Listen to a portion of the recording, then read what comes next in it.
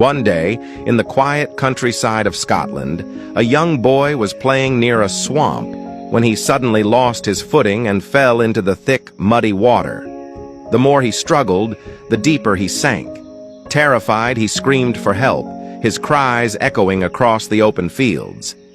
A poor farmer named Fleming was working nearby when he heard the desperate cries. Without a second thought, he dropped his tools and ran toward the sound. As he reached the edge of the swamp, he saw the child flailing, barely able to keep his head above the water. Thinking quickly, Fleming grabbed a long, sturdy branch, waded into the muddy ground, and stretched it toward the boy. With great effort and at the risk of his own life, he managed to pull the child to safety. Exhausted but relieved, he helped the boy to his feet and sent him home. The next day, a luxurious car stopped in front of Fleming's modest hut.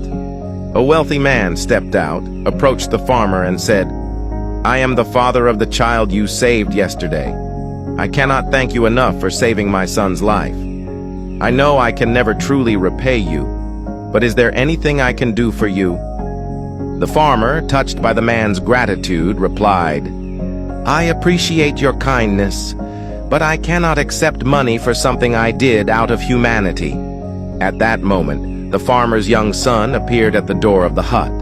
Seeing the boy and noticing the humble conditions in which the farmer lived, the wealthy man had an idea. He said, "If you won't accept money, then let me offer something else. Let me take responsibility for your son's education." The farmer hesitated for a moment.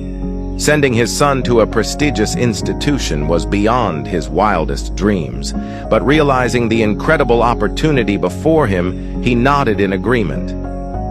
Thanks to the sponsorship, young Alexander Fleming was admitted to the finest schools, where he excelled in his studies.